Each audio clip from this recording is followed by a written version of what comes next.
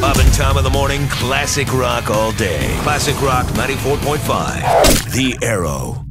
Classic Rock 94.5, The Arrow. It's the Commissioner, Matt Mangas. I'm pleased to say that I have a true rock and roll legend on the phone, one of the founding fathers of classic rock. He's the lead singer of Judas Priest, Rob Halford. Rob, welcome to 94.5, The Arrow. How's Fort Myers this afternoon? Believe it or not, we're getting ready for a blast of cold air this weekend. We'll be getting down into the 40s tonight. That always kind of amazes me because I never think about that for Florida. But, of course, I'm heading up to the freezing north in a few days with Ozzy when I start the arena tour with the Ozman. We're kicking off in a few days up in Canada. Excellent. Well, I know you're a busy man these days. Middle age certainly hasn't slowed you down at all. It seems like the longer I live in metal, the faster my metal life seems to be going. And I'm not complaining about that. I love it as much as I ever did when I first began. You know, I've just had this incredibly fortunate life full of wonderful experiences, and I'm kind of eternally grateful for them. And so to be still here, closing in on 4 decades later, and have a new record out made of metal with the Halford Band, and getting ready to go back out with Priest again next year, there's an abundance of stuff on the way, as always, you know, Matt. You know, I was just given a copy of your solo record this morning, but one of the things that I noticed was a lot of different vocal styles, different musical textures that you employed on the songs. Right. I wanted to ask you, how is your approach to writing different when you write for a solo project as opposed to writing for a Judas Priest album? That's a good question. I think if I look back with Priest, from British Steel onwards, the writing always took place as a trio with Glenn and KK and myself. We seem to have found a real good balance in the chemistry of writing songs, which, if you look at any number of bands, you know, you either get one person or two or three or everybody. But we in Priest found this great experience that the three of us together come up with the best ideas, the best songs for Priest. With the Halford Band, even though it is very much a kind of an open door idea, you know, everybody's valuable, everybody is entitled to make their contributions. It does work a little bit differently, and that's just the way it is, you know. It's a real good example of you know, where I'm at with my feelings towards metal, for the Halford Band particularly, and how we want to represent ourselves with this Halford 4 release from the band, which is the first full release since, going back several years to Crucible, you know. So that's how it works generally. Well, I saw the video of Made of Metal, cool animated video. Tell us a little bit about that and how that came about.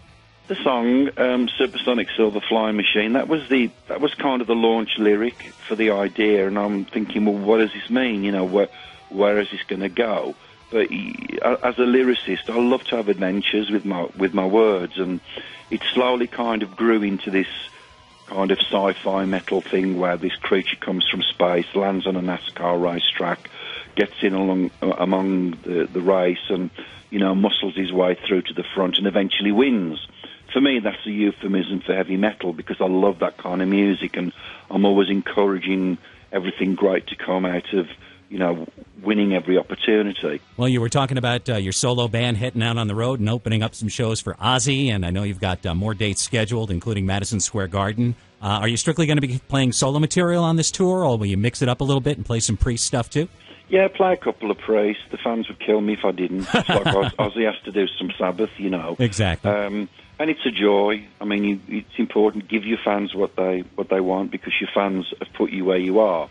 So I'm doing exactly what you say, Matt. I'm mixing it up. Some songs from Resurrection, Crucible, Made of Metal, a couple of fight tunes, some Priest stuff. Got about, you know, almost 60 minutes to play a lot of songs on this coming Aussie Arena tour. And looking forward to it. It's going to be a lot of fun. Well, it's a natural double bill since you and Sabbath both pretty much came out of the same city in England. What was it about Birmingham in the late 60s and early 70s that produced all that great heavy music? Well, I think if you look at the history of rock and roll, some great things come out of pretty depressing places. And the Midlands at that time was very bleak. I mean, it was still recovering from World War II. I mean, I was born in 1951 and we still had, you know, rationing going on. As Birmingham was being rebuilt, it was this kind of de rigueur idea of concrete and steel, which sounded great, but it made the place very kind of heartless, you know. It didn't really have much of a feel going on for it, so with that plus all the other extremes of living in that part of the world, which I still love. I'm not dissing it. It's my home. I love my home. But I'm just talking about as it was at that point. And a lot of musicians played music with the opportunity of hopefully, striving to leave the nest, so to speak, and see a little bit more of the country and perhaps the world. So, yeah, you've got Sabbath, you've got Priest, you've got the early Fleetwood Mac, you've got some of Zeppelin, Moody Blues, Electric Light Orchestra, as it goes on and on and on and on, if you look back from the 70s onwards. So I don't know what it is, Matt. Maybe it's something in the beer. I'm not sure.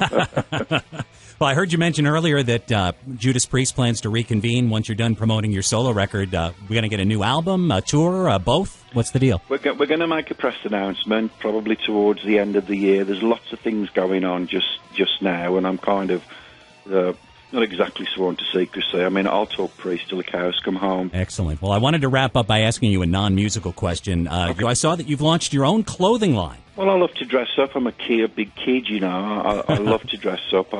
In fact, some days I wish I hadn't ventured in that, because I walk out on stage about 20 to 50 pounds heavier than I am when I put all this stuff on my back. But we have this small clothing company called Metal God Apparel. You can find that just by going to metalgodapparel.com, or you can find it through robhalford.com, which is a very comprehensive web base for all things heavy metal. There's some really exciting things to check out if you want to have a look through the pages there. So it's metalgodapparel.com. That's the place, yes, absolutely. Excellent. Well, I'm going to let you go, Rob. We thank you very much. Matt. We're waiting with great anticipation on your announcement for the future of Judas Priest, and we thank you very much for giving us a call today. A real pleasure. Thank you, Matt. Thanks, everybody at Fort Myers WARO. I love you guys. Have a great holiday season. I'll see you next year.